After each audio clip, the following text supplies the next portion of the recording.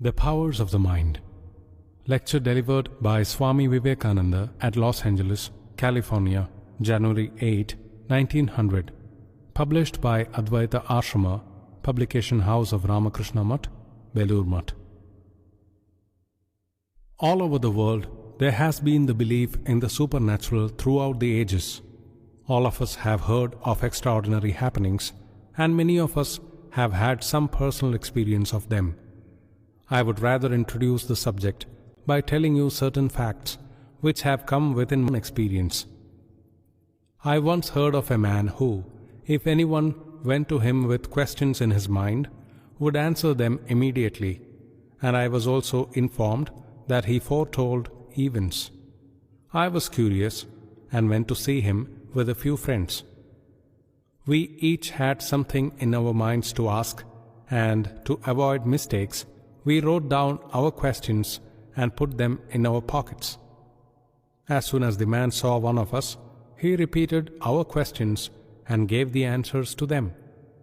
Then he wrote something on paper, which he folded up, asked me to sign on the back, and said, "Don't look at it, put it in your pocket and keep it there till I ask for it again."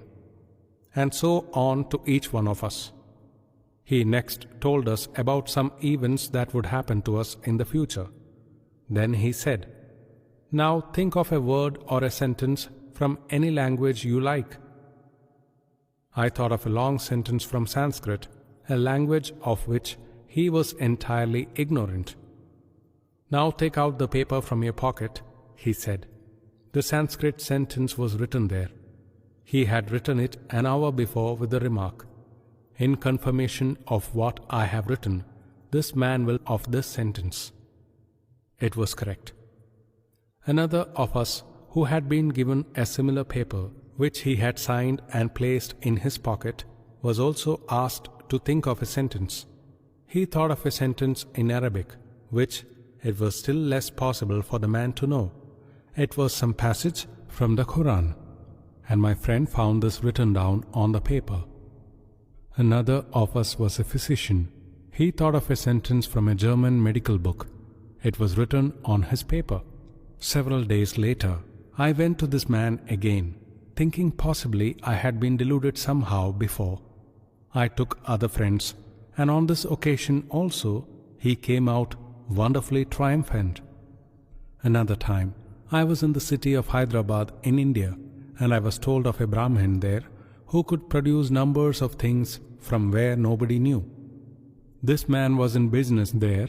He was a respectable gentleman, and I asked him to show me his tricks. It so happened that this man had a fever, and in India there is a general belief that if a holy man puts his hand on a sick man, he would be well. This Brahmin came to me and said, "Sir, put your hand on my head so that my fever may be cured." I said, "Very good, but you show me your tricks." He promised.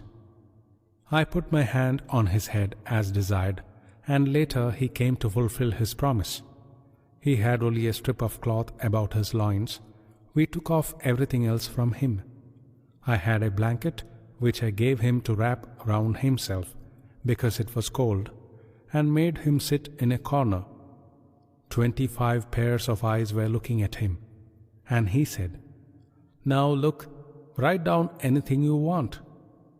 We all wrote down names of fruits that never grew in that country, bunches of grapes, oranges, and so on, and we gave him those bits of paper.